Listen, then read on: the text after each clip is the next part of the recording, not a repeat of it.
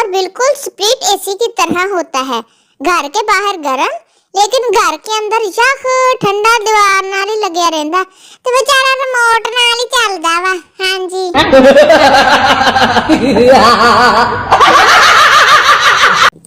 बाबा जी कहते हैं जितना मैं अच्छा हूँ डर है कहीं फोत ही ना हो जाऊं, क्योंकि अच्छे लोग जल्दी टूट जाते हैं ना। जाओ बाबा जी।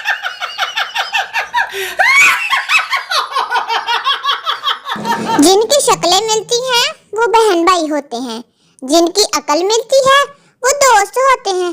जिन्ना दी ना शक्ल मिलदी है ना अकल मिलदी है ओ मियां बीवी हुंदे आ, फिर कुत्तियां तरह लड़दे बाद चों।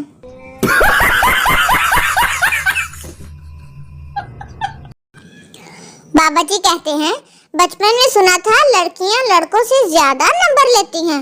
मुझसे तो आज तक किसी लड़की ने नंबर नहीं लिया, कोई तो मांग लवे न खत्ती।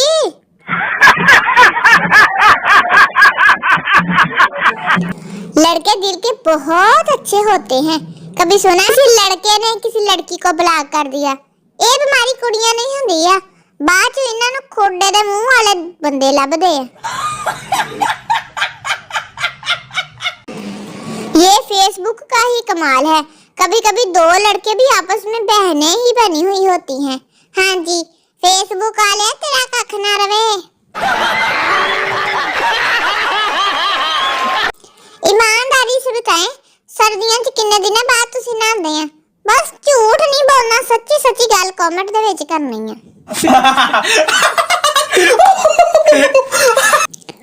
पिछले दौर के लोग भी कुछ कम नहीं थे। एंटीना सेट करते करते नाल दी बुड्ढी सेट कर लेंदे सी, बाद च बुड्ढी ओही एंटीने ना फड़ के इन्हां नूं वजा दिंदी हुंदी सी। बीवी अगर मैं पाकिस्तान की सबसे बड़ी चोटी केटू पर चढ़ने पर कामयाब हो जाऊं तो आप मुझे क्या देंगे?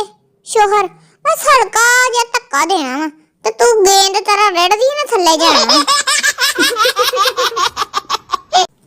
तमाम माँ बाप से गुजारिश है कि जब रोटी तोड़ कर ही खानी है तो जानी भी ढिड के अंदर ही है, ते गोल रोटियां ना ड्रामा करके मासूम कुड़ियां नु कातों तंग करदे हैं तुसी ने खाते हो। पैसा आएगा चला जाएगा, खुशियां आएंगी चलियां जाएंगी, सिर्फ मोटापा ही सच्चा दोस्त है। आऊगा तो कभी भी नहीं जाऊगा, तो ढोल वर्गा ताड़ा ढिड हो जाना भावें डम डम डम करके बजा लियो।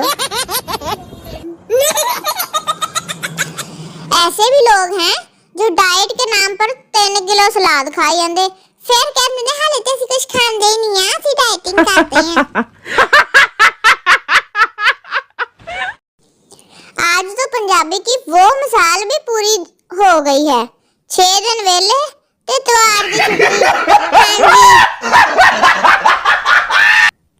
बाबा जी कहते हैं कि इतना लड़के सारा साल नहीं पढ़ते जिन्ना कुड़ियां रक्शे दे विच ही बैठियां बैठियां पढ़ लेंदियां। अल्लाह जाने इन्हां ने पढ़ के किथे दफा होना वा। बाबा जी कहते हैं कि कुछ मियां बीवी एक दूसरे को ऐसे बुलाते हैं, शगुफ्ता की अम्मी वे बुला दी अबू गल सुनिया। बंदा पूछे तुसी एक दूसरे दे कुछ नहीं लगदे, यही कह दिया करो मियां जी बात सुने, बेगम जी हाँ जी। कल एक शादी में बारात काफी लेट हो गई। मैं दुल्हन के बाप के आगे पीछे घूमता रहा कि शायद कह दवे बेटा हमारी इज्जत रख लो।